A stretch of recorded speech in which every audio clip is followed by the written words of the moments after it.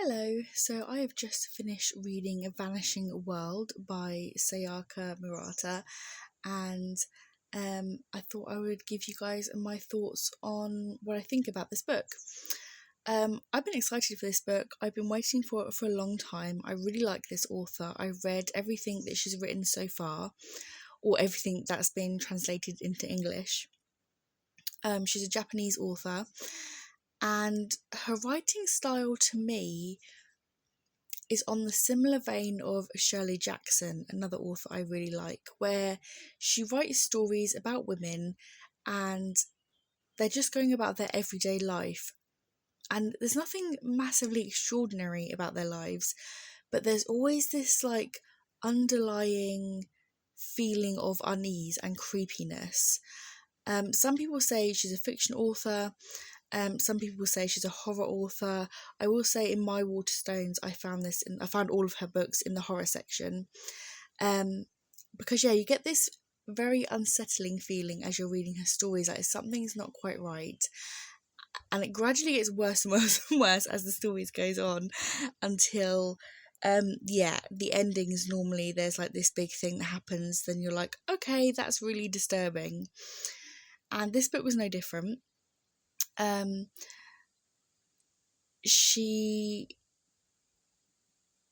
is very good at writing female characters, which it's hard to describe. I'm just going to get on to the review about what I thought in the book. So this book follows a woman and she's going about her everyday life, like most of her books are. But this one is actually set in a more dystopian world where it's in the future, where there's very, very different view on relationships. So marriages are different, relationships are different, the social norms around sex are different. So basically people aren't having normal relationships and sex as what we have in our world today. When you get married, you're deemed as a family, but they've invented artificial insemination, so sex has kind of become obsolete. It's a thing some people do for pleasure, but it's seen as something that's in the past.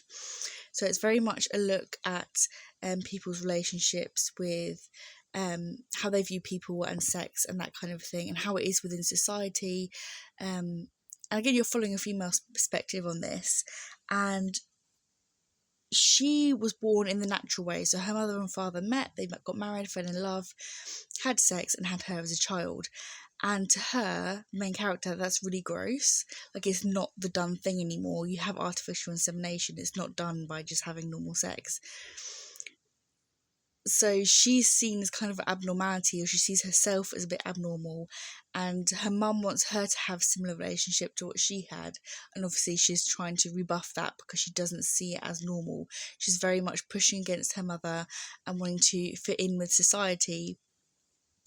And you can sleep with people, but you don't sleep with your husband. So when a husband and wife get married in this world,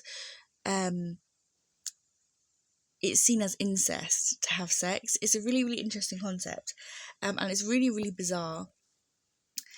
And then her and her husband live in the outer region, and then they have what they call the central city, which is known as Experiment City, where they're dabbling in even more social experiments where men can have children. They have artificial wombs where men can be inseminated and have children, and they have concept of where you have a child and then you give it away, and it's all very very clinical, and almost they're taking away the family aspect, and you're very much just seen as an individual going about your life. And families and having children is this weird, almost machine-like system where it's seen as a thing where you have to procreate for life, but it's not done in a family relationship kind of way. There's no emotion in it. The separation from motherhood and emotion is very, very interesting. Now, it's very much a look on social views on family, and like I said, family, sex, and this kind of marriage, that kind of thing, and the necessity of marriage. Is there even any point in marriage if you're not going to do it in the traditional way? is there any point in relationships if you're not going to do it in a traditional way? And throughout the whole book, you're not quite sure where the main character is going to go, if she's going to go and end up following in her mother's footsteps and actually finding true love and falling in love and having a child in the traditional way, or if she's going to swing hardcore the other way. And it kind of goes back and forth throughout the book, back and forth, and she does make a decision in the end, and in true style of this author, it very much goes quite hardcore one way and becomes very, very bizarre. The ending of this book, I'm not going to spoil it, but the ending of this book, I did see a lot of Goodreads reviews where it would have been like a 4 or 5 star, and then the ending crashed it right down to a 1 star for them. The ending is really, really uncomfortable to read, which, again, if you're reading this author's book, then you kind of got to expect some level of uncomfortable while reading her work. That just kind of comes with this author. But yeah, it's an interesting one. Like I said, I've read all of her books. I might do an author review on her where I can speak more openly about the books. There will be some spoiler reviews for people who have read her books and just want a general view of this author. Because like I said, she wrote Convenience Store Woman, which was a very, very popular book. She also wrote Life Ceremonies and Earthlings, which I've also read, and I enjoyed all her writings. I will say this probably is the least of my favourite.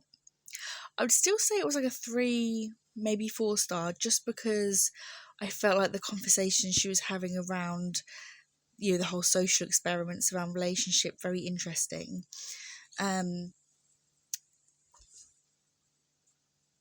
But yeah, the ending, it was uncomfortable. The ending was a little bit, I do feel it was a bit unnecessary. A lot of people were saying it was unnecessary, and it was just kind of put in there because there wasn't as much shock value in this book as there were in her other writings. But yeah, it says Ami's not like everyone else. While her school friends were all conceived the normal way, artificial insemination, Ami's parents committed the taboo act of procreation. She does her best to fit in, and Ami still wonders what sex and marriage are for.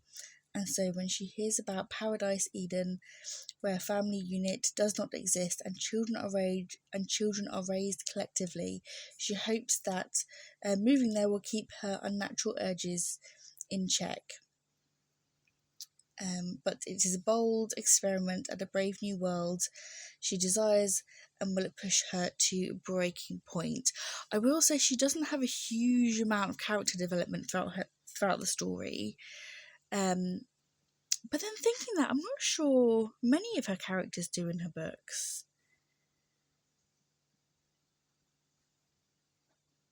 It's a very like matter of fact way of thinking. A lot of her books. Well, I'll say 100% Convenience Store Woman was almost written from an autistic point of view, which is why I found her writing so interesting. It never outrightly says that, but that's the impression that I get.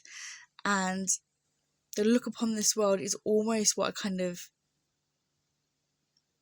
feel the same way in the way she thinks about things. Yeah, it's a very thought-provoking book.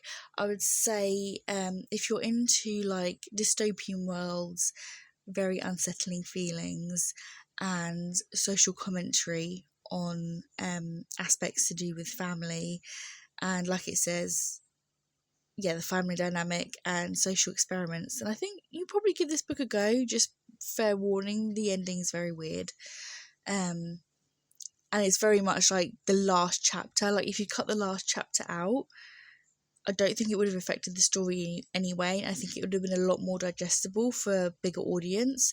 But I think because she put that in there, it will turn a lot of people off this book. And like I said, it's not my favourite of her writing, but I'm definitely glad I read it. And it's a weird one. Let me know your thoughts down below. Would you be interested in a book like this? Would you be interested in me doing a whole review of all of her books? I'll have to like write a script out or something, because like I'm very aware my reviews is very all over the place because I never script anything. I just turn the camera on and film what I feel. yeah, if I'm going to do an author review of all of her books, I might do like a whole scripted thing about, the plot points of each books and what I think she's trying to say in each book, that kind of thing maybe. But yeah, definitely interesting book. I really, really love this author. I'm definitely going to read more by her, even though, like I said, by no means, this wasn't my favourite by any means, but I'm definitely going to continue reading her writing, just because she has just such interesting worldview and interesting concepts to her books.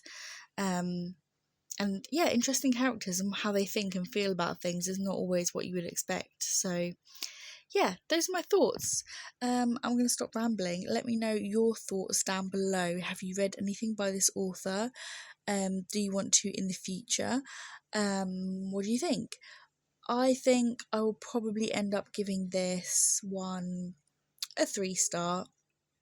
I would say like Convenient Store Woman, Life Ceremonies are probably 5-star reads for me. Earthlings was probably a 4-star, and then yeah, I think I would give this a 3-star. So yeah, we'll see what else is to come by this author. So as always, thank you for watching. Until next time, bye guys.